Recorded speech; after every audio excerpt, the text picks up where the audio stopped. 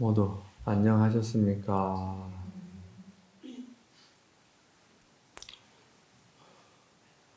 저번 달에 유마경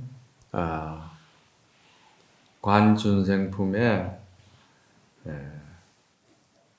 강의가 있었습니다. 그런데 상당히 의미가 있고 뜻이 깊은 그 본문 내용이다 보니까 여러분들에게 이 내용을 가지고 이렇게도 비유를 들어서 설명을 해드리고 저렇게도 비유를 해서 설명을 해드려서 여러분들이 어떻게 하면은 이해가 가고 또 이해가 가야 우리가 믿음이 생기고 또 믿음이 성취가 돼야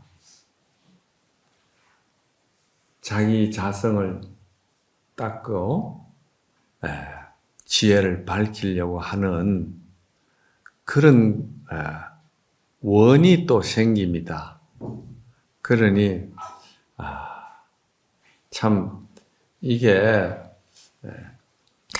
여러분들하고 저번 시간에 말씀을 그 강의를 나눴던 내용 원문을 보면은 이와 같습니다. 합장들 하세요. 그때에 유마일 거사의 방에 한 천녀 한 분이 있었는데, 하늘 여자죠. 천녀 한 분이 있었는데 여러 위대한 사람들이 이 법문을 듣는 것을 보고 그때 그의 몸을 나타내요. 이 천녀의 몸을 드러냈는데 평소에는 천녀가 몸을 드러내지 않았는데 이날은 천녀가 방편의 큰 힘을 내어서 모양을 상호를 나타냈다 이 말이죠. 그 몸을 나타내니 즉시 하늘의 꽃으로서 여러 보살들과 큰 제자들의 위에 뿌리니 꽃이 여러 보살들에게 이르러서 모두 땅에 떨어졌는데 오직 부처님의 10대 제자들에게 이르러서는 그 몸에 꽃이 떨어지지 아니하고 몸에 붙어 있더라 이 말입니다. 여러 제자들이 그 나름대로 자기의 그 법과 신통력으로 그 꽃을 떼어버리고 털어버리려고 하였지만 그 꽃은 털어지지 아니하고 떨어지지 아니했다. 그때에 그 하늘 여자가 10대 제자 중에서 가장 지혜가 뛰어나다고 하는 사리불 존자에게 묻기를 사리불 존자야 무슨 까닭으로 그 꽃을 떼어버리려고 그렇게 애를 씁니까? 사리불이 대답하기를 이 꽃은 부처님 가르침에 대단히 법답지 못합니다. 그래서 떼어버리려고 하는 것입니다. 그 하늘 여자가 말하기를 이 꽃이 법답지 못한 것이라고 말씀을 하시는데 어찌하여서 법답지 못하다고 말씀을 합니까? 내가 생각하기로는 만일 부처님의 법에 출가하였다 하더라도 부처님의 법에 있어서 스스로 분별이 많다고 볼진대는 이것이야말로 법답지 못한 것이 되겠고 만일 무심하고 분별이 없다고 할진대는 이것이야말로 참으로 법다운 것이라고 말할 수 있습니다. 이렇게 되어 있었어요. 그래서 이게 이제 지난번 달의 강의 내용이었죠. 그래서 오늘 좀 더 다른 각도에서 여러분들이 이해를 잘 할 수 있게끔 또 제가 한번 더 이렇게 풀어보려고 합니다. 모두 합장 내리시고, 그러면 여기에서 천녀를 이 유마경에서 왜 이렇게 출연을 시켰느냐? 갑자기 그 방에 천녀가 없었는데, 이제 유마거사님의 신통으로 그랬는지 부처님의 신통으로 이루어졌는지 갑자기 그 방에 천녀가 출연한 거예요. 그래, 이 천녀를 출연시킨 것은 유마경에 있어 가지고는 대단히 큰 깊은 의미가 있습니다. 이건 뭐냐 하면은 천녀라는 것은 대성보살의 불법에 있어서는 법신보살로 우리가 말을 합니다. 여기서는 이 천녀는 보통 천녀가 아니고 천상에 머무는 천녀가 아니고 오직 부처님의 그 법을 광대하게 많은 방편을 써서 중생을 교화하기 위해 원을 세운 이 천녀를 여기에다가 상징적으로 출연시키고 드러낸 겁니다. 그래서 이 천녀의 역할이나 말씀하시는 법문 내용의 깊이를 보면은 이 천녀는 반드시 법신보살이다. 법신보살이라는 것은 이제 보살로서는 금생에 이제 끝을 맺고 정말해서 중생 교화하는 그러한 모든 신통 방편을 다 끝내고 이제 다음 생에는 부처로서 온다는 이야기를 법신보살이라고 합니다. 그래서 이제 법신보살이라고 하고 또 이제 우리가 이 천녀를 대성불교와 소성불교를 유마거사가 이렇게 차이점을 갖다가 말씀을 하는데 이 천녀를 들어서 천녀는 대성불교를 가리키는 대성불법을 상징적으로 내세운 것이고 사리불은 부처님의 10대 제자 출가 사문이지만도 소성으로서 소성불교법을 닦는 그런 불법의 수준에서 이거를 표현을 하는 거예요. 그러니까 이제 소성과 대성이 여기서 이제 분명하게 이제 갈라지는 거예요. 그런데 무엇으로서 갈라지느냐 하면은 마음의 밝은 지혜로서 서로가 다른 것을 구분하는 거예요. 그래서 여기 여러분들이 그 꽃이라는 것은 그렇지 않습니까? 꽃은 아주 무심하거든요. 꽃이라는 것 자체가 조금 더 생각이 있고 분별이 있고 무슨 사량심이 있고 이익과 손해를 따진다든지 전혀 그런 것이 없이 아주 그 꽃은 그냥 무심한 거예요. 무심하게 그냥 인연 따라서 그렇게 사람의 몸에 떨어지기도 하고 또 모든 사람의 어떤 눈에 드러나기도 하고 꽃잎이라는 것은 그런 것인데 그런데 사리불은 그 꽃잎이 몸에 묻으니까 자꾸 털으려고 하고 그럼 많은 불보살님들은 그 자리에 참여했던 불보살님들은 그냥 무심하게 앉아 있으니까 꽃잎이 하나도 몸에 붙지 않고 다 흘러내렸다 이 말입니다. 그러니까 이제 그 소성에 집착이 있으면은 소성법은 그 집착이 있는데 그 집착은 왜 집착이 생기느냐 하면은 본래 자기라는 자라는 나라는 그러한 실체가 중생심에서는 없는데 그 이제 우리 본성에는 그게 없는데 중생심으로서 그걸 나라는 자아를 갖다가 만드는 거예요. 그럼 그거는 무엇과 같느냐면은 그거는 이제 한상이죠. 없는 것을 있는 것처럼 한 거는 뭐 여러 가지로 여인들도 왜 아기를 갖고 싶어 하면은 뭐 가상 임신이라는 것이 있대요. 정말 그 임신한 것처럼 마음에 어떤 집착을 가지고 애착을 가져서 거기에 자꾸 생각을 붙이면은 뭐가 있는 것처럼 말이지. 그렇게 이제 생각이 든다 이 말입니다.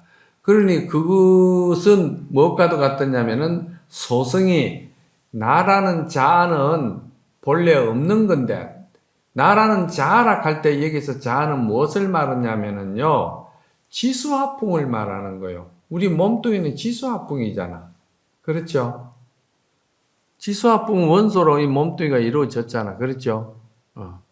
그래서 이 몸뚱이는요 내가 먹는 음식과 그리고 그 공기와 나름대로 여러 가지 음식에 따라서 나의 모습은 항상 변하는 거예요. 내가 아무리 좋은 그 유명한 그 카페에서 비싼 돈을 주고 브랜드 높은 커피를 마셔도 그 커피는 내 몸에 들어가 가지고 그냥 버려야 할 하나의 또 수분으로서 내보낼 그런 입장이지 그게 큰 의미를 안 둔다 이 말이다. 무상한 것이기 때문에. 그래서 그 내가 본래 육신은 그래 인연 작법으로 인해 가지고 그렇게 인연 따라서 왔다가 가고 옷이 더러워지면은 벗어버리고 새 옷 입는 것과 같이 이 몸은 그 눈 밝은 지혜의 법의 입장에서 볼 때는 그렇다 이 말이에요. 그러니까 육신에 크게 집착할 일이 아니다 이 말이지. 그런데 이제 그 사리부는 여기서 그 몸뚱이 육신에 집착하는 그 이유가 또 있어요. 왜냐하면은 출가해서 5개와 10개를 받으면은 그때 그 출가 수행자는 뭐 꽃을 몸에 두른다든지 또는 이 향수를 몸에 뿌린다든지 이런 건 하지 말아라 하는 율법이 있어요. 그러니까 이제 그 법에 또 이제 이게 매인제. 그러니까 그 법이라는 것은 거기는 마음 닦는 거하고는 상관없이 어떠한 그 제도 안에서 그 제도권에서 규칙과 어떤 그런 또 여러 가지 규범과 그리고 질서와 그런 것을 정해놓고 약속하고서는 생활 규범이지 그게 본래 청정 마음 자성을 닦는 것은 아니다 이 말이에요. 이거 굉장히 중요한 거예요. 그러니까 이제 천년은 바로 대성법은 뭐냐? 대성법은 육신이라는 것은 인연으로 인해서 생긴 것이고 인연에 의해서 떠나는 것이다 보니까 인연과보라는 것은 결국은 육신은 실체가 없는 것이다. 육신이라는 것은 그렇게 믿을 것이 못 되고 언제든지 항상 한순간에 왔다가 가는 것이다. 가는 것을 갖다가 이제 대성법에서는 이야기를 하면서 그래서 대성법에서는 나라는 자아를 집착해서 가상으로 있는 것처럼 그렇게 만들지 말아라. 그걸 만들면은 고통스럽고 괴롭고 불편하고 그렇다는 거예요. 그거를 이제 이 유마에서 이제 대성과 소성의 법의 차이가 있는 거예요. 그래서 소성은 몸뚱이 이것이 내 것이다 하고 이 몸뚱이로 인해서 내 몸뚱이가 나의 진정 나다는 걸 그래서 자라고 해서 그 소성에서는 그거를 유아라고 그래. 있을 유자 나아자 내가 있다고 하는 것이고 대성에서는 그거를 모든 지수화풍이라는 것은 원소가 실체가 고정불변하는 실체가 없는 것이기 때문에 인연 따라서 소멸되고 없는 것이기 때문에 이 나라는 것은 없는 것이다. 그래서 무아를 이야기하는 것이고 대성에서 그 무아를 이야기하는 것은 무아는 다른 표현으로 말하면 무엇과 같으냐면은 공을 말하는 거예요. 그래서 금강경은 항상 공을 근본으로 해가지고 공으로서 모든 것이 법이 설해지는 거예요. 그런데 그 공으로서 법이 설해지는데 그 왜 공이냐 하는 것을 갖다가 대성에서는 색이 곧 공이고 공이 곧 색이니라. 색적 시공, 공적 시색이기 때문에 그렇다 이 말이에요. 그러니까 이게 정한 바가 없다 이 말입니다. 공인 것 같은데도 이 공이 아니고 또 실체 뭐가 있는 것 같은데 실체가 뭐가 있는 것도 아니다 이 말이야. 여기 이제 소성 대성의 이제 법을 보는 그런 이제 차이인데, 그런데 이게 한번 잘 들어보세요. 우리 스님네들이 처음에 출가해 가지고 성문에 들어와 가지고 처음 배우는 그 교과서가 있는데 그 교과서가 지문이라는 교과서가 있어요. 우리 이제 방학하고 온 상자도 이제 처음에 들어가서 모두 다 지문을 배우는데 그 지문이라는 것은 끔을 치자 이 소위 말해서 먹물 옷을 입은 수행자를 이제 지문이라고 그러는 거예요. 그런데 그 지문에 뭐라고 적혀 있느냐 하면은 가사 백천급을 지날지라도 이랬거든. 그렇게 1급이라는 것이 이 급이라는 말은 인도에서 그 시간과 산수를 드러낼 때 표현하는 하나의 방법이거든요. 그래서 1급은요, 수천만 억년을 지낼 때, 정말해서 쉽게 말하면 지구가 한번 형성되었다가 지구가 그 수명이 다해서 이 지구가 한번 이제 그 멸해버릴 때 요걸 1급이라고 그래. 그런데 그걸 수천만 급이라고 하면은 가사 100천만 급이라고 하면은 얼마나 많은 세월이겠습니까? 가사 100천만 급이라도 자기가 지은 소작 제업은 말이지. 그렇잖아요? 자기가 지은 소작 제업은 절대 불망한다. 없어지지 않는다는 거예요. 그래서 내가 지은 업은 반드시 내가 받는다는 거예요. 이거는 이제 대단히 중요하죠. 그 죄를 내가 제업을 지어가지고 그 제업이 100천만급의 세월이 흘렀다 하더라도 어느 한때에 인연이 해우시에 인연을 탁 만났을 때는 그것이 여실하게 드러난다는 거예요. 그 과보를 받아야 된다는 것이지. 그렇지 않겠어요? 그럼 요즘은 뭐 죄를 지어도 뭐 그 죄가 공소시효가 말이지 뭐 20년이나 30년 얼마 뭐 지나고 나면은 없다고 뭐 하면서 우리가 그런 이야기 하잖아요. 이건 그런 차원이 아니지, 이제. 이 마음에, 이 우리가, 양심에, 그 업은 없어지는 게 아니거든요. 그렇다, 이 말이야. 그래서 이 말은 자기가 지은 모든 업은 100천만 급을 지난다 하더라도 그 제업은 인연이 도래할 때는 반드시 그것을 과보를 받는 것이다. 그래서 인과는 역연하다. 이렇게 이야기하는 거예요. 인과 응보.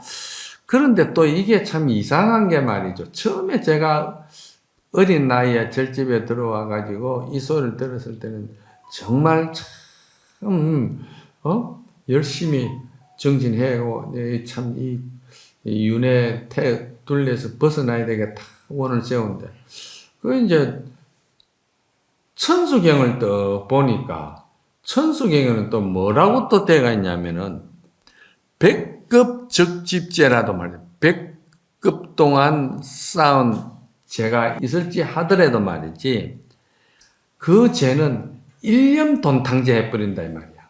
한 생각에 그 죄가 없어져 버린다는 거예요. 1년 돈탕제라 그것은 마치 말이지 마른 풀을 그냥 한순간에 태워버리듯이 태워버려서 그 재도 남기지 않는다. 바람이 불면 날아가 버리고 흔적이 없다. 여하분고초 멸진무여라. 이런 게 천수경이 나온다 이 말이야. 이런 거를 볼 때 그러면 이게 둘 중에 뭐가 하나가 틀린 것이고 분명히 틀린 거죠. 하나는 백천만급 가사 천급을 지낸다 해도 한 번 자기가 지은 죄업은 절대 없어지지 않는다는 말씀을 신문에서는 했고 천수경에서는 한순간에 한 일념이 청정하면은 그 백천급의 죄업도 없어져 버린다는 거예요. 인과가 거기서는 붙을 수가 없다는 거예요. 참나, 이거 참. 그러니, 이거를 여러분들이 잘 아셔야 돼.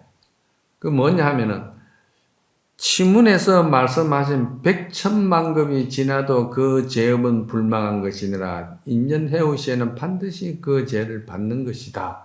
이 말씀도 참으로 맞는 말씀이야. 틀린 말이 절대 아니야. 그러면은 또 천수경에서 한 생각 청정해가지고 한 생각에 집착 없이 한 생각이 아주 빈 공한 상태로 들어갈 때는 그 죄업이 없어진다. 이것도 또 맞는 말이에요. 그럼 이 두 가지 다 맞다고 이야기를 할 때는 뭔가 논리적으로 좀 이게 안 맞잖아요. 그렇죠? 여러분들이 생각할 때 그렇다. 그런데 이게 이제 여기에 확실하게 이제 뭘 배우면은 교법이나 교리를 배우면은 확실하게 배워야 돼.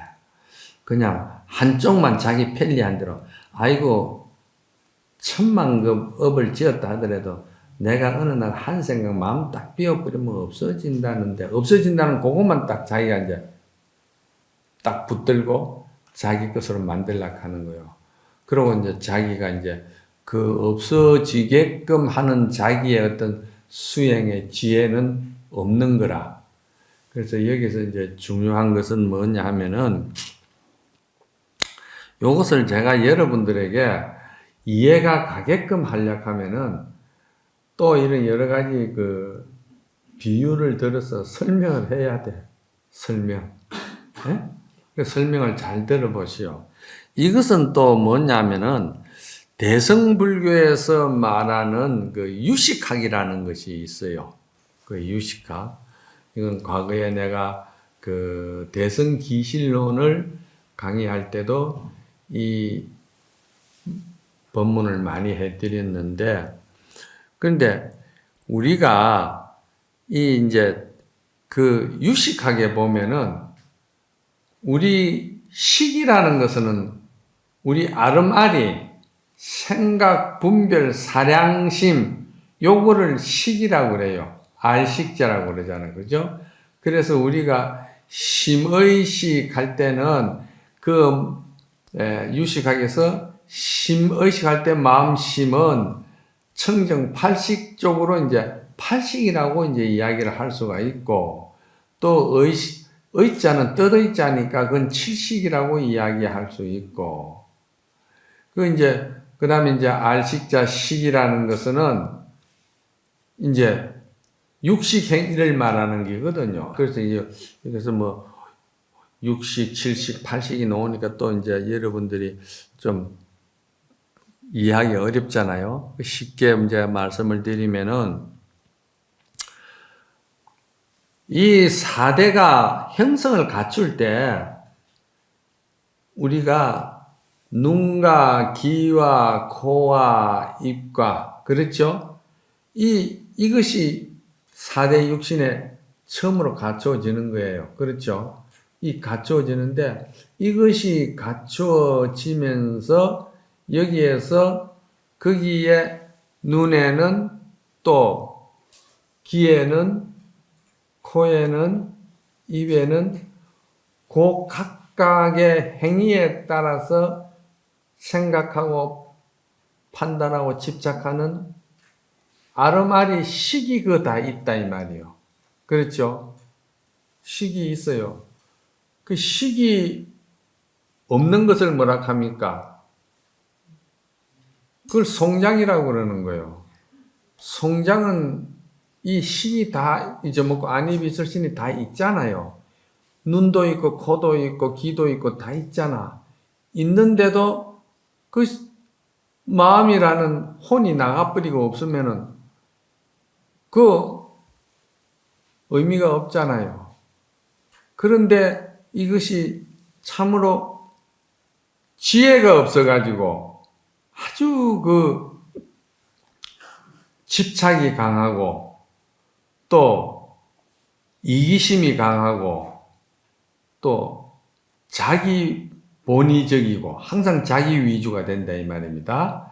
그러면서 그 사대가 이게 지수합봉이 본래 인연으로 다 흩어져 다 믿을 바가 없는 원소인데 이것을 내 몸이라고 나라고 자라고 생각하는 거예요. 그런데 요것이 요래도 이제 지혜가 발현이 되면은 이것이 또한 이제 나중에는 성인의 안입이실신이가 또 되는 거예요. 요걸 잘 들어보세요. 그래서 그거를 갖다가 전오식이라고 그래요. 그래서 전오식에서 또 이제 육식이라는 것이 지금 이제 마음에 어떤 그 마음이라는 어떤 그 하나의 물건의 그 성질을 또는 구조적으로 어떻게 된 것을 가상적으로 이것도 지금 이렇게 방편으로 이야기하는 거라. 원래 마음 자리에 아주 청정한 자리에 들어가면 차제도 없고 뭐 여기에 또 순서도 없고 없어요. 원래 부처님 마음에는 그런 게 없어요. 그런데 이제 우리 중생들이 이해하기 쉽게 하는 말은 이제 오식 다음에는 육식이라는 것이 있다. 그럼 육식은 뭐냐? 아까 이제 눈이 있고 귀가 있고 코가 있고 입이 있는데 거기에 생각이 가서 각 기관마다 붙는다 이 말이야. 그래서 그걸 육식이라고 그래. 생각이 하나 붙으니까 이제 육식이라 이 말이야. 그 육식이라는 것은 어떤 그런 행위를 할 때 이제 무서운 것이 모든 것이 자기 이기주의적이고 자기가 근본이고 모든 것이 다 자기 뜻대로 되는 것이고 자기가 잘못하는 것은 전혀 없어요. 전부 다 자기가 옳은 것이고 경계라든지 상대라든지 이런 것은 전부 다 나쁜 거예요. 예? 나쁜 것이 되고 자기는 옳은 것이 되는 거예요. 이거를 갖다가 육식행위라고 그래요. 육식행위. 그러면은 육식행위가 어떻게 이제 되느냐, 이루어지냐면은 과거 전생으로 우리가 많은 세월을 생을 거듭하면서 나고 죽는 동안에 그 삶을 통해서 우리가 익힌 업이 있잖아요. 업보가 있죠. 거기다가 금생에 또 어머니 태 속에 들어가 가지고 그 어머니 태 속에 또 10달 동안 어머니가 중생이다 보니까 어머니가 또 뭐 애착이라든지 집착이라든지 욕심이라든지 뭐 질투라든지 뭐 많은 그 복잡한 생각이 있잖아요. 그게 또 이제 그 애기에게는 전부 다 하나의 또 정보가 되어 가지고 이거는 내 주인이 이걸 탁 이렇게 전달하는 거 보니까 이거는 진짜 믿을 만한 것이고 이거는 진짜 옳은 것이고 이건 진짜 내가 받아들여야 되는 것이라고 생각하는 것이 태아 공부라는 거예요. 예? 태아업이라는 거예요. 이게. 그래서 이제 예를 들어서 뭐 아버지가 너무 엄마한테 못할 짓 많이 하고 애를 많이 먹이잖아. 그러면 엄마는 또 속으로는 뭐 겉으로도 하는 사람도 있겠지만 속으로는 저 죽일 놈의 자식 저거 벼락이나 맞아 뒤져버려라. 이제 이런 식으로 이야기를 하잖아요. 그렇지 않죠 이제. 그러면은 태아는 생각하기를 저 자식 저거는 언젠가는 저건 죽여야 될 놈이고 벼락을 맞아야 될 놈이고 저놈은 정말 몹쓸 놈이구나. 태아 교육이 굉장히 중요합니다. 이거는 제가 과거에 진불선언에 있을 때 강의할 때도 이걸 내가 내 친구를 통해서 그런 현실적으로 바로 인과 드러난 거를 내가 강의한 적이 있어요. 근데 그걸 지금 이야기하면은 이제 이게 이야기가 너무 길어져서 안 돼.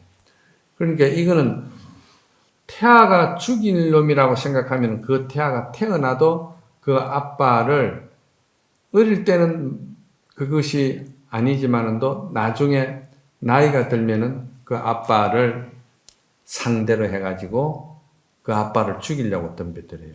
그래서 그 아빠가 굉장히 나쁜 놈이라고 하고 그 아빠를 보면 항상 분노를 치미는 거예요.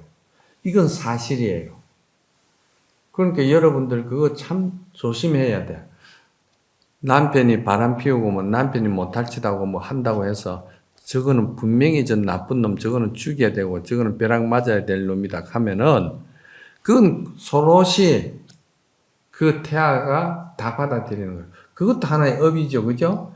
그러면 전생에 그 업도 있고 엄마로부터 물려받는 또 업도 있고 그리고 또 태어나면은 또 그것이 한 4~5살 될 때까지는 그것이 세상에 돌아다니면서 얼마나 궁금한 게 많은지 엄마는 이게 뭐야? 이건 왜 이래? 왜 이랬어? 그런 거야? 그 엄마는 또 이제 자기 편리한 대로 말을 잘못 해줄 수도 있고 또 이제 욱박다짐으로 그런 거 할 필요 없다. 나중에 어른 되면 다 안다 하고 이제 이런 식으로 욱박 지를 수도 있고 한데 그 이제 합리적으로 그거를 요거는 요랬다 하면 이제 설명을 해주면은 그 이제 우리가 이제 요즘 교육이 그렇거든요. 그래 해주면은 그것이 또 이제 어린애들에게는 또 하나의 고정불변의 업이 공이 되는 거예요. 엄마가 말하기를 요거 요럴 때는 요건 요렇게 해서 요런 것이다 하는 공식을 내한테 이야기해 줬다. 그러면 그 공식은 내한테 불변으로 자리 잡는 거예요. 그게 이제 성격 형성이 되는 거예요. 요것을 갖다가 뭐라고 하냐면 요것을 유식에서는 이거를 육식행위라고 그러는 거예요. 육식행위. 이게 아주 굉장히 정확한 말이에요. 육식행위가 되는 거예요. 그러면 이제 전오식으로부터 육식으로부터 이제 거기서 이제 모든 행위가 이루어진 것이 또 이 마음 심층 그 밑으로 내려가면은 마음이 그냥 이건 아니 이게 유식학은 그 심층으로 깊이 들어가는 거예요. 이걸 이제 마음이라는 것을 이해하기 쉽게끔 해주는 거예요. 그래 이제 그 밑으로 또 심층으로 내려가면 이거를 갖다가 이제 우리가 이제 육식을 현상적으로 주고받는 인연에서 일어나는 현상의식이라고 그러고 칠식은 뭐냐면은 우리가 그거를 철학에서는 잠재의식이라고 그러거든요. 그 깊이 들어가 있기 때문에 잠재의식이다 이 말이에요. 그래 이 잠재의식을 유식에서는 잠재의식이라 안 하고 이거를 분별 사량식이다 이렇게 이야기를 하는 거라. 분별. 왜 무엇을 분별하느냐? 그 이제 칠식은 말이지 그 깊은 곳에서 혼자 작업을 하는 거예요. 무슨 작업을 하느냐면은 육식이 모든 것을 말이지 어리석고 아주 어리석은 생각으로 행위를 한 모든 정보를 갖다가 칠식이 딱 받아가지고 그 칠식은 또 뭐라 하냐면 분별을 하는데요. 분별을 하는데 그 칠식은 무엇으로 가지고 분별을 하느냐면은 그 칠식에서 나라는 자아의식을 만드는 거예요. 나라는 자아의식이 없는데 그건 전부 다 실체가 없는 번뇌 망상으로 이루어진 하나의 그런 그 업식이다 이 말이에요. 그런데 그 업식을 자기 자아로 생각하는 거예요. 그러니까 그 자기 자아를 생각하니까 거기서 이제 모든 판단하는 것이 무슨 판단이 생기겠습니까? 그 판단은 오직 말이지 자기한테 좋으면 요거는 간직해야 되겠고 자기한테 해로운 거는 요거는 버려야 되겠다고 거기서 분별 작업을 하는, 선별 작업을 하는 거예요. 그래서 자기한테 좋다고 전부 다 선별 작업해가지고 탁 전부 다 정리정돈해가지고 딱 가지고 있는 건 그거를 뭐라 했습니까? 그건 전부 다 어리석은 분별식 아닙니까? 그건 실체도 없고 허망한 것들이거든. 그런데 그거를 자기 자아라고 하면서 그거를 잘 보관해야 되겠고 그걸 잘 간직해야 되겠다고 생각하고서는 더 깊은 곳에다가 아주 그것을 갖다 심층에다가 보관하고 숨기려고 거기다 들어넣는 거예요. 그거를 뭐라 하냐면 그거를 팔식이라고 그러는 거예요. 육식 밑에 칠식, 칠식 밑에 팔식이라는 우리 생각의 구조상 그렇게 층수가 있다 이 말입니다. 아주 이 유시각은 대단히 알기 쉽게 비유를 드러난 거예요. 그러면 그 이제 팔식은 또 뭐냐 하면은 팔식은 그거를 전해받아 가지고 그 팔식은 그것이 이제 다음 생에 내가 사람 몸 받았을 때 짊어지고 가는 보따리라. 그게 뭐 우리가 보통 어른들이 말하는 아이고 네가 짊어지고 온 보따리가 그렇지 뭐. 그게 전부 다 이제 자기 어리석은 업보의 보따리를 짊어지는데 그거를 갖다 팔식에서는 뭐라 하냐면은 그거를 종자식이라고 그래. 종자식. 씨앗이다 이 말입니다. 종자. 그 종자식이라고 하고 함장식이라고 하기도 하고. 그 이제 항상 쉽게 말하면 종자식이 더 이해가 빠르지. 그리고 그 종자식이 다음 생에 윤회로서 또 사람 몸을 받고 하면은 그 종자식이 너무 탁하고 그 종자식이 너무 어둡고 그 종자식이 도저히 더 그 캄캄한 곳으로 업을 많이 가지고 있는 종자식이면은 그건 다음 생에 축생으로 떨어지는 거예요. 이건 인과가 아주 분명해. 축생으로 떨어지는 거라. 그런데 이제 이거를 갖다가 그 이제 그 종자식이라든지 이게 이제 분별식이라든지 이것을 이제 항상 우리가 마음 공부를 하면서 이거를 이제 정화를 해야 될 거 아닙니까? 없애야 될 거 아닙니까? 그런데 이걸 없애라는 이야기를 아무리 많이 해주고 성인이 해주고 부처님이 와서 해줘도 업식이 너무 탁하고 업식이 너무 캄캄하면은 부정심이 너무 강하기 때문에 부처가 와도 그거는 안 된다 이 말입니다. 무연중생 막제도라는 말이 그래서 나오는 거다. 안 된다 이 말이야. 그러니까 우리가 이 이제 마음을 갖다가 잘 닦고 맑히고 이렇게 하는 것을 갖다가 이제 그 유식학에서는 어리석은 전오식이지만은도 부처님의 불법을 잘 들으면은 말이지. 이 들으면은 그것이 아주 그 성인의 길로 들어갈 수 있는 소작지혜가 된다는 거예요. 그래서 그 성소작지라고 그래. 그리고 육식이라는 것이 그냥 자기 위주로 그냥 무식하게 자기 어두운 생각으로 욕망으로 자기 위주만 항상 돼가지고 모든 행위를 하고 때로는 자기한테 불편하고 자기한테 맞지 아니하고 그러면은 그냥 죽이기도 하고 이제 살인도 벌리지고 이제 또 별별 짓을 다 한다 이 말이야.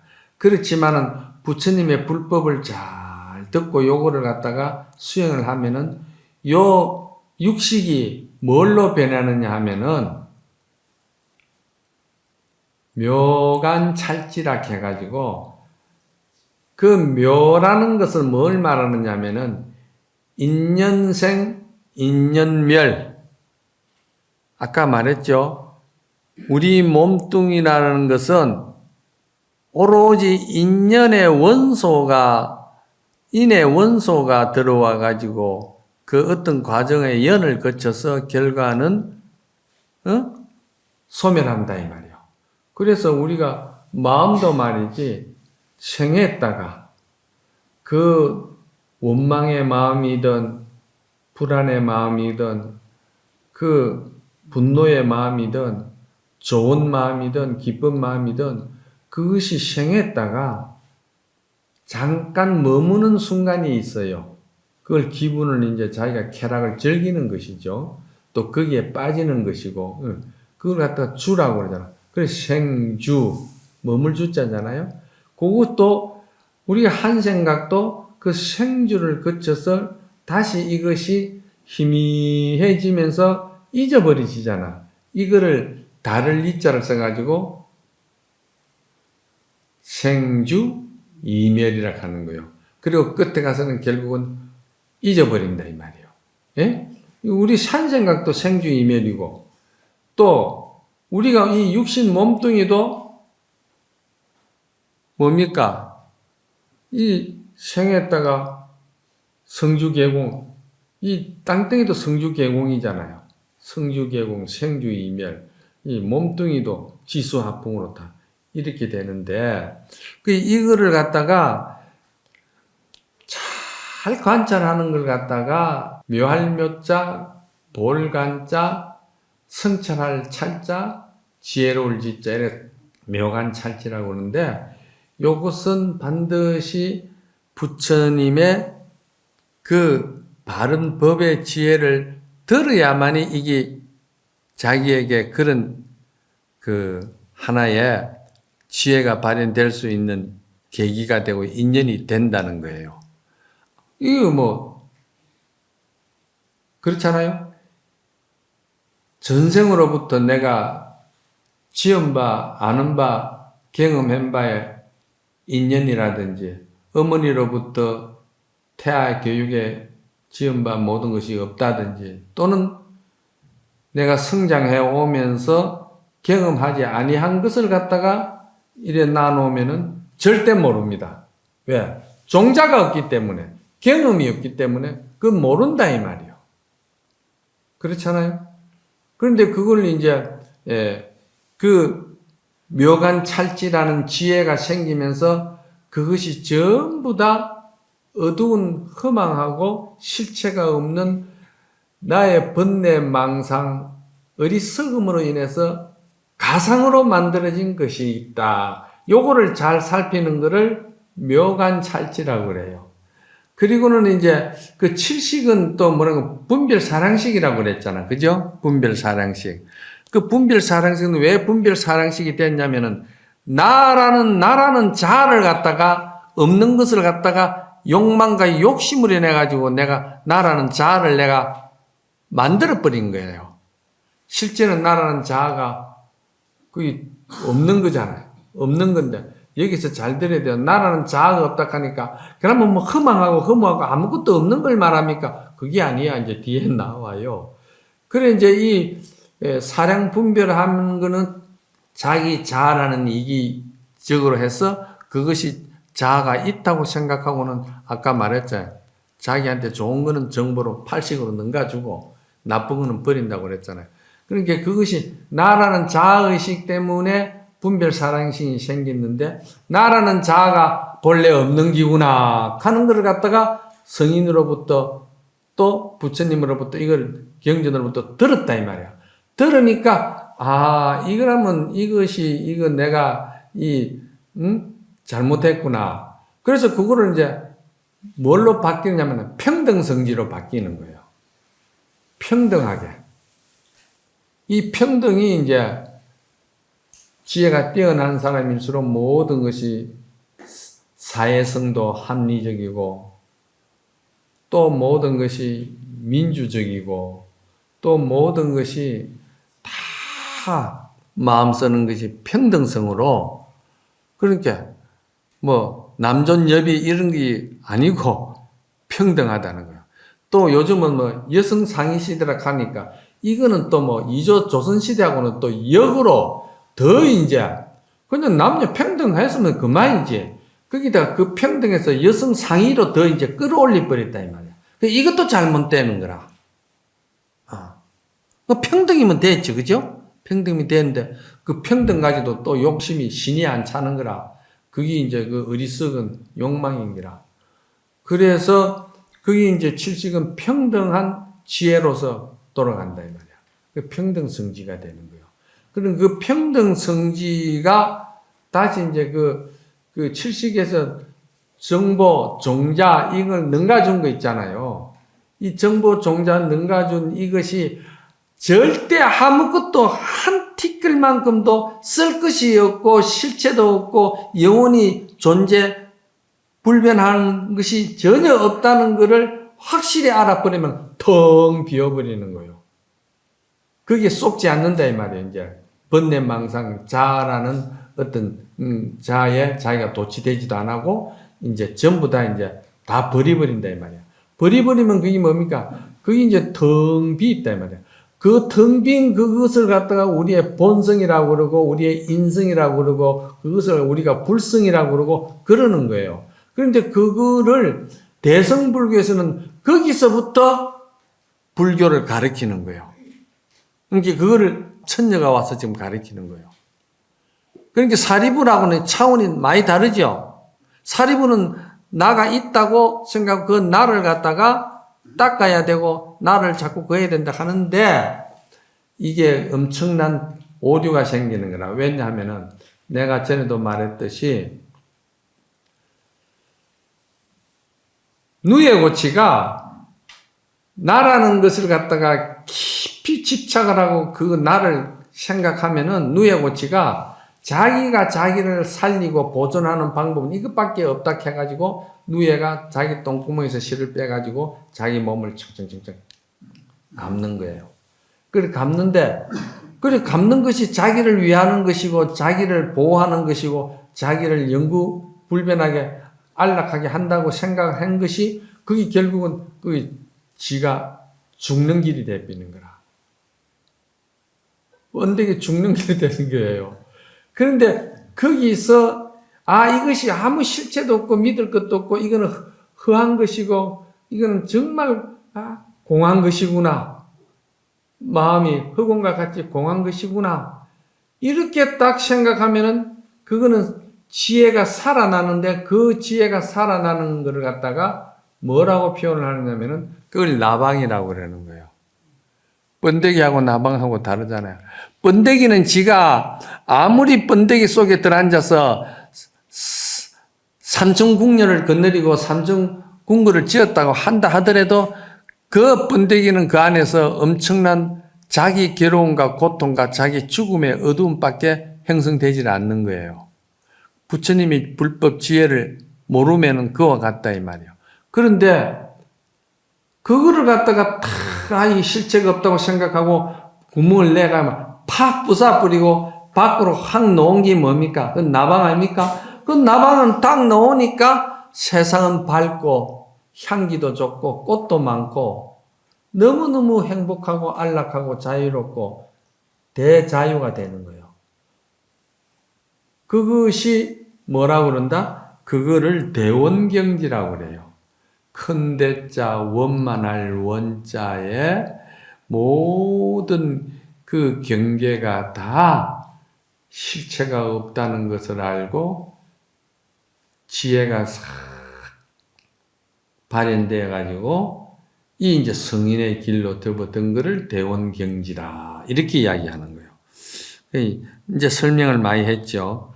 그래서 여기에서 여러분들이 그러면은 마음 공부를 하면은 그러면 가장 기본적으로 어떻게 해야 그 마음 공부를 잘 할 수 있습니까? 이런 생각하는 거야. 그러니 우리 신도님들도 이래저래 다니고 뭐 마음 공부한다고 해서도 그 마음 공부에 대해서 깊이 자기가 한번 고민해보고 그 참 이렇게 사유하기 위해서 그 시간을 많이 거기다가 그 한 사람이 별로 없어요. 그러니까 이 첫째 마음 공부를 잘 하려고 하면은요, 이 출가 수행자도 마찬가지고 마음 공부하는 사람은 인생이 무상하다는 걸 알아야 돼요. 이 무상을 알아야 돼. 그 무상이라는 것이 딴 게 아니고 그냥 막 한여름에 그렇게 녹엽이 우거지고 무성하던 것이 가을이 되니까 가을 바람에 그냥 낙엽이 소설하게 떨어지고 참 세상 인생 무상하구나. 이런 무상을 말하는 거 아니에요. 이거는 애들 장난하는 기라. 유치원생들 데리고 이거는 장난하는 거야. 그건 무상이 아니에요. 진정한 무상은 뭐냐? 정말 새가 어떻게 납니까? 양날개로 날잖아. 그런데 한 날개 쭉지가 부러져 버렸다. 예? 그랬을 때 그 새가 느끼는 그 마음의 고통은 말할 수 없겠죠. 자유롭게 날다가 하나가 그냥 부부간에 같이 살다가 가장 가까운 내 인생에 내 가장 가까운 동반자, 친구, 내 그 하나의 혈인 말이지 부부간에 한 사람이 죽었다든지 그렇게 믿고 천년을 살 거라고 생각했던 부모님이 어느 날 눈앞에서 돌아가셨다든지 그렇잖아?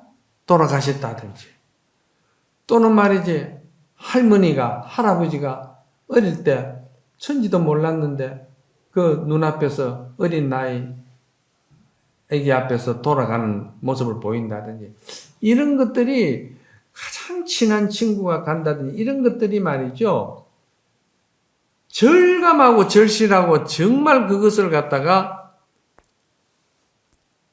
마음에 큰 상처로서 받아들이는 그걸 이제 인생 무상이라고 하는 거예요. 그걸 이제 인생 무상이라고 그러는 거라 이거 뭐 꽃잎 하나 떨어진다고 해서 그게 인생 무상이 아니고 예?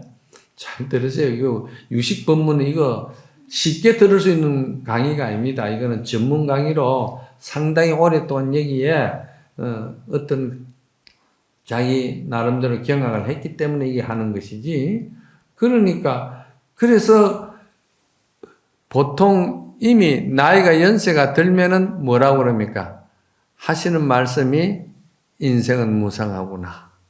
참 인생은 풀잎의 이슬이구나. 초로 인생이구나. 뭐 이런 말을 하는 거예요. 이게 그 아주 그 인생을 갖다가 정말 무상한 걸 절감하는 사람들. 인생은 참 꿈 같구나. 참 꿈이구나. 죽기 살기로 너와 내와 한 몸이다 하고 너 죽을 일이 있으면 내가 죽어주고 당신이 살 수 있게끔 내가 한다고 한 부부 일심도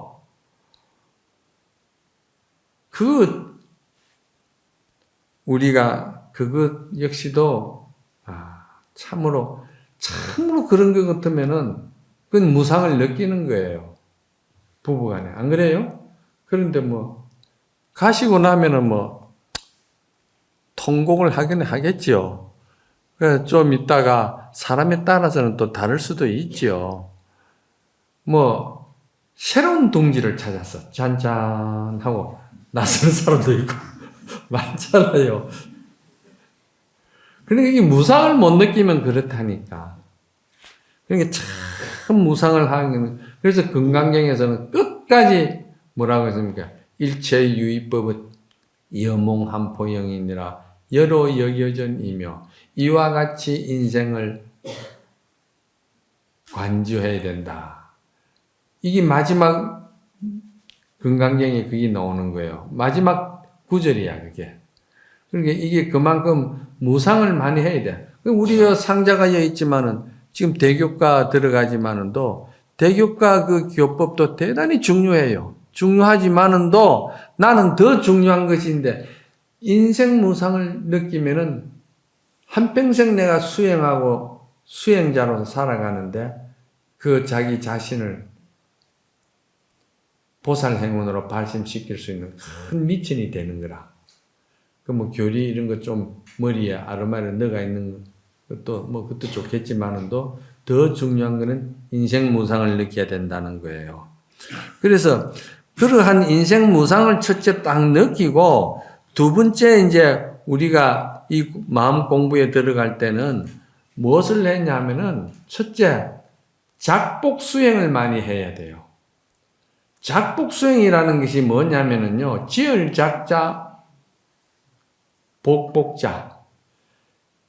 복을 많이 짓는 인생이 먼저 갖추어져야 돼.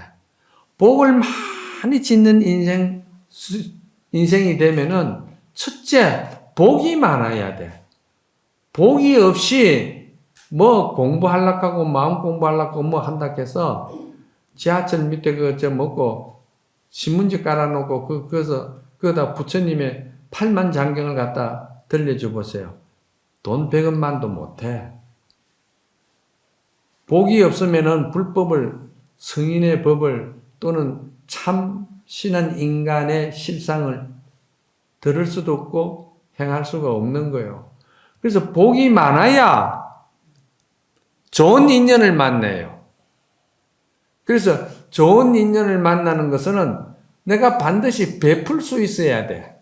상대를 베풀어주고 도와주고 배려해주고 그리고 상대를 항상 이해를 해주고 상대를 이해를 해주라 하니까 그냥 여러분이 되는 것 같아도 상대를 이해해 줄 수 있는 진정성이 있는 사람은 뭐냐면 자기 외로움과 자기 고통과 자기 아픔을 아주 절실하게 고통을 겪어본 경험이 있는 자라야만이 상대를 이해해주고 배려해주고 그 진정성이 있는 인성이 드러나는 것이고 인간성이 되는 것이지 그냥 뭐 그래 알았다 하면서 그 말 몇 마디 섞어주는 거 그런 것 가지고 말하는 거 아니다 이 말이야. 그 인연 작복이라는 것은 그 참 많은 복을 지어야 되는데 그 복은 어떻게 되느냐? 그 복은 우리가 많이 선행을 하고 또 성능 공덕을 심어서 베풀고 남을 도와주고 그렇게 하는 그 인성이 착한 것이 먼저 갖추어질 때 그때 이제 그 사람은 세상을 보는 것이 긍정적으로 볼 수 있는 긍정성이 있어요. 복이 없고 인덕이 없으면은요, 지가 아무리 많은 것을 해도 지가 잘못한 짓거리로서 인간관계를 맺었기 때문에 결국은 자기 딴에는 잘했다고 했는데 그때 가서 보면 하나도 인덕이 없잖아. 그렇죠? 그렇듯이 우리가 이제 그것이 굉장히 중요한 거라. 그래서 꼭 그 인연을 잘 이렇게 성근 공덕을 심어야 되고, 그래서 내가 그것을 아픔을 통해 보니 아니까, 뭐 이거를 갖다가 뭐 옛날 어른들은 뭐 가부라야 가부 사정을 알고 호랩이라야 호랩이 사정을 알지. 뭐 이런 말들도 그게 굉장히 평범한 하나의 속담인 것 같이 지나가지만은도 그 철학이 있는 말들이야. 다 경험에서 나온 말이다 이 말입니다. 경험에서. 그리고 이제 그 다음에 우리가 이제 중요한 것은 뭐냐면은 대성불법을 많이 이제 듣는다는 거는 그거는 이제 자기 자신을 밝히는 수정수행이 있어야 되는 거라. 그 수정수행은 어떻게 되느냐? 평소에 생활관에서 수정이 돼야 된다는 거예요. 생활이 수행이고 생활이 수행의 자체가 정할정자 깨달음이 돼야 된단 말이야. 뭐 깨달음이라는 것이 공부라는 것이 특별한 장소에서 특별한 시간에 그 조금 그렇게 갖추어졌다고 해서 그것이 되는 게 아니야. 아주 중요한 것이야 이거는. 그러니까 일상생활 일용생활에서 부딪히는 게 수천 수만 가지가 부딪히고 나에게 엄습해 오는데 그것을 내가 다 경계를 맞아 드릴 때마다 내가 어떻게 생각하느냐에 따라서 지혜가 되고 부정적인 것이 되고 천상이 되고 지옥이 되는 거예요. 내가 어떻게 받아들이느냐에 따라서 내가 잘 받아들이고 내가 그것을 참으로 긍정적으로 선의적으로 잘 받아들이면은 내 마음이 한번 바뀜으로 인해서 세상이 다 바뀌어 버리는 거예요. 세상이 어떻게 바뀝니까? 안 바뀌는데 내가 바뀌면 세상이 그냥 바뀌어 보이는 거야. 그러면 다 끝난 거지. 그런데 내가 아무리 해도 내가 어리석고 내가 부정적이면은 그러면서 세상이 바뀌지기를 바라면은 이게 안 되는 거예요. 그래서 우리가 항상 자기 일상생활이 굉장히 중요한 거야. 그래서 이거를 갖다가 육조단경에서 육조스님이 참 이 현대 과학의 지금에까지도 가장 육조스님을 그렇게 훌륭하게 보는 것은 육조스님은 글자 배우고 그러는 것을 갖다가 중요시 안 하고 아까 말했듯이 무상한 것을 먼저 배우고 그 무상으로 인해서 일상생활에 부딪히는 모든 생활 경계에서 마음을 알아채는 거예요. 이런 경계지만은도 이 경계가 누구에게나 다 오는 것이고 피할 수 없는 일이다. 이거를 내가 어떻게 이해를 하고 받아들이고 이거를 내가 어떻게 그 실체를 밝혀야 되느냐. 그러면 이것은 전부 다 인연생이고 인연멸이고 이건 다 인연작법으로서 없어지는 것이다. 이렇게 이제 생각하면은 어떻게 되겠어요? 그 생활 자체가 수행이 되고 인격이 되고 인성이 고고해지고 거기서 깨달음이 이루어지는 거야. 그 생활 떠나서 어떤 부처님이 말씀하신 공을 대성법을 이해한다는 것은 뭐라고 말씀했냐면은 토끼 뿔을 구하는 것과 같고 거북이 털을 만지는 것과 같다 했거든. 어떤 특별한 것에 의해서 특별한 장소, 특별한 계기, 특별한 그거로 인해 가지고 무엇을 자기가 그 마음을 밝히려고 두고 덤빈다 하면은 그것은 현실을 떠나고 생활을 떠나고 모든 나의 지금 모든 환경에 접해지는 것을 떠나서 내가 뭘 알려고 한다, 깨달으려고 한다는 것은 그거는 토끼 뿔이고 거북이 털이다 이 말이야. 그 다음에는 이제 그 이치가 분명해지면은 그 다음 수행은 뭐냐면은 이제 원력과 서원이 있어야 돼. 그 원력은 이제 그래 내가 어리석을 때는 엄청난 내가 많은 업을 지었고 내가 참 여러 가지로 어리석음을 많이 했는데 이제 내가 보살 행운을 해서 베풀고 배려하고 이해하고 함께 모든 어리석은 이들을 위해서 내가 그렇게 하는 거야. 그러면서 거기서 마지막으로 중요한 건 뭐냐면은 방편력이 뛰어나야 된다는 거예요. 방편력. 방편수행. 아무리 내가 고고하고 청정하고 아무리 내가 철학적으로 깊이 알고 내가 아무리 불법에 대해서 아주 내가 밝다 하더라도 이것을 방편이 없으면은 이거는 아무짝에도 못 쓰는 거야. 무엇과도 같으냐? 동경유학을 갔다 와도 아침 때거리가 없어요. 그 동경유학이 뭐 필요하노? 안 필요하잖아. 아무리 마음을 청정하게 깨끗하게 내가 고고하게 닦는다고 하더라도 그건 방편력이 아주 뛰어나야 되는 거야. 하엄경에 보면은 그 방편이 마지막에 들어가는 거야.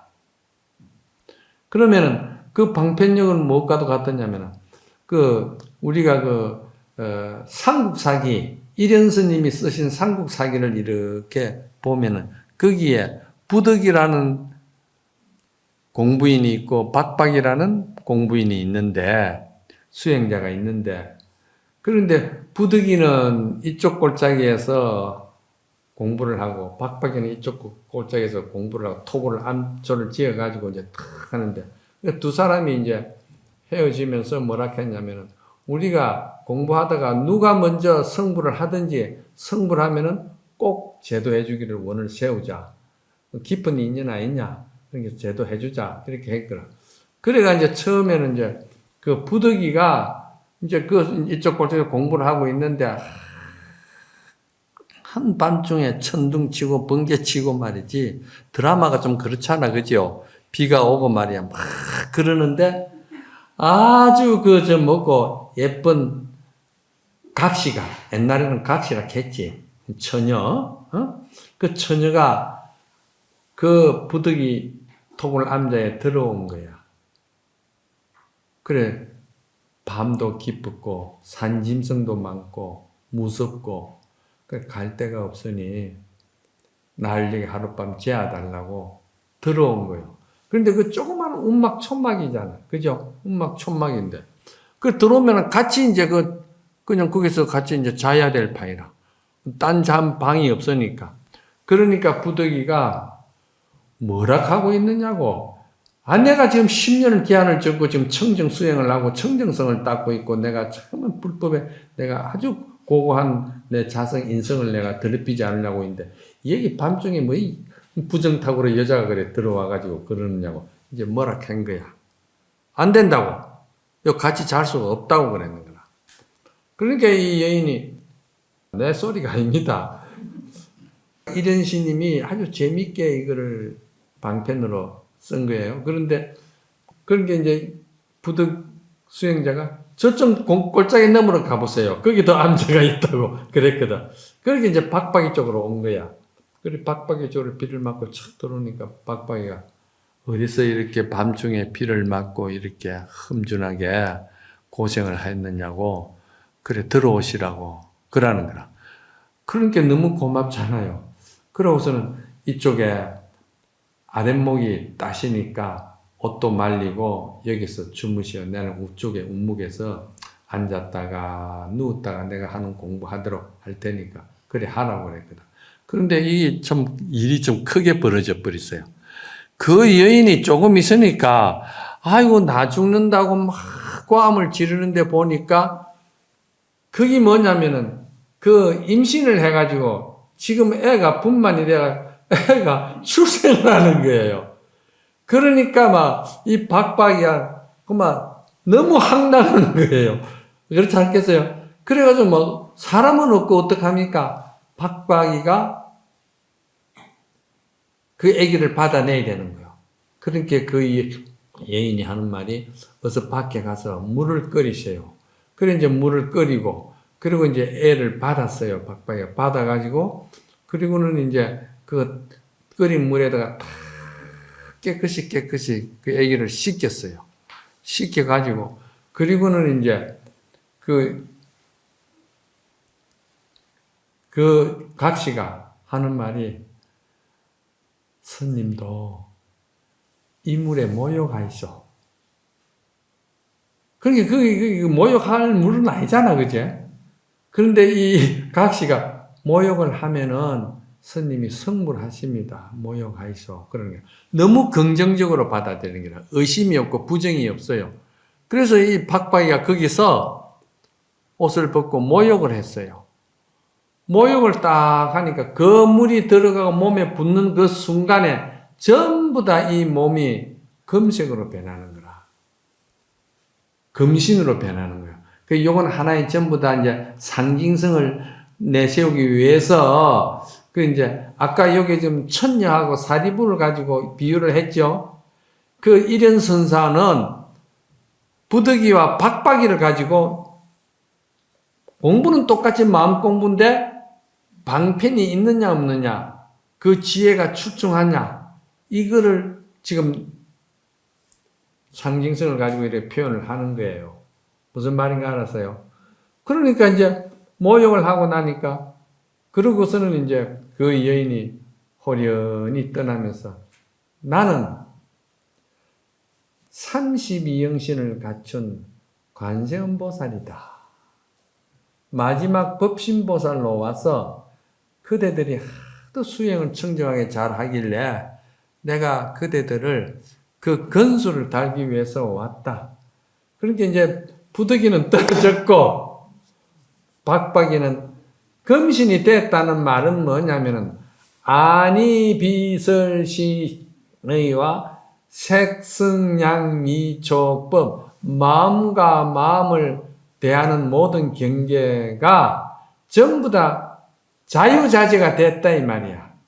청정해졌다 이 말 아니요. 일상생활에서 일용 쓰는 모든 환경에서 나는 전부 다 이것이 해탈되고 자유된 몸이다 이 말입니다. 그렇잖아요. 그거를 육문상방자건강이라고 그러는 거예요. 육문은 안이비설신이가 육문이제. 육문상방, 육문에서 항상 자건강이 나온다. 금식강명이 나온다. 그건 뭔 말이냐?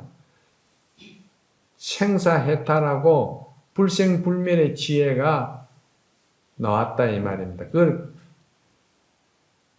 자건강이라고 그러는 거라. 예? 자색광명이다 이 말이요. 그렇지 않겠어요? 그 이제 이런 것을 우리가 시간 많이 됐나? 1시간 넘어서 그만해야지. 오늘 그래서 우리 법당에 이 주련이 있거든요. 주련이 월마은한 전성원이요 소면 그 뭐라 그러지? 소면서강 요 앞에 보면은 소면서강 조대천리로 되어 있고 그 다음에 연비산산 공차경이요. 그리고 고련본불락 청천이라 요 주련이 요렇게 네 가지가 글이 한시가 되가 있죠. 이게 유명한 시거든. 그러니까 이런 내용들을 갖다가 이 한시로 가지고 그 내용을 다 적은 것이 거기에 있는 거예요. 그러니까 그 월마는 달울자 갈마자거든. 그러니까 달이 말이지 초승달이 그 본래는 초승달이 보름달이잖아.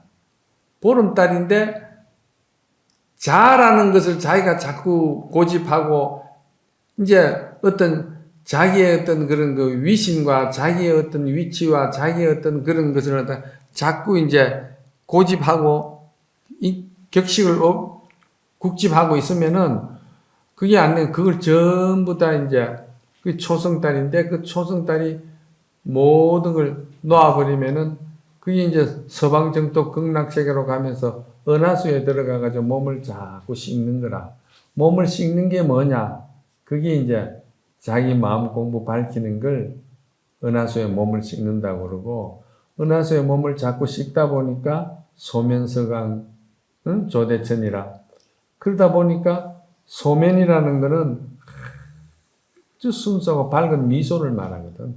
밝은 미소가 가득하게 원만하게 둥글게 났는데 그것이 육신, 육진, 육경계를 갖다가 전부 다 자저해탈한 경계를 말하는 거예요.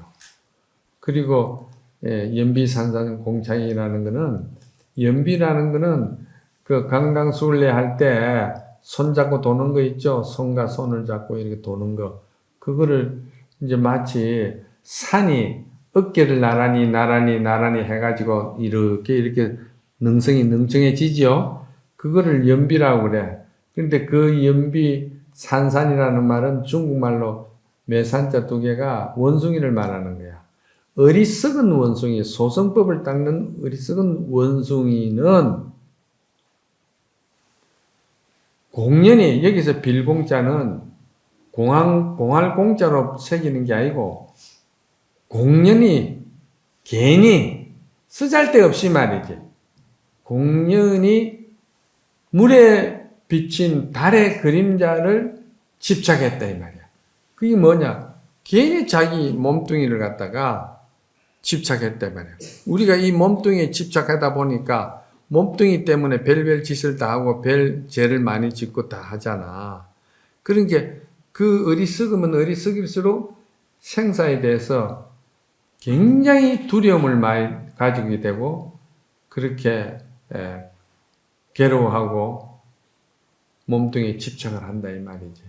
그래서 고륜본불락 청천인데 달이라는 것은 본래 떨어진 적이 없는데, 물에 떨어진 적이 없는데, 어리석은 소성은 달이 물에 떨어졌다고 생각하고 물 위에 뜬 달을 건지려고 공연히 애를 쓰는구나 하는 것이 인생무상을 모르는 사람에게 하는 이야기라.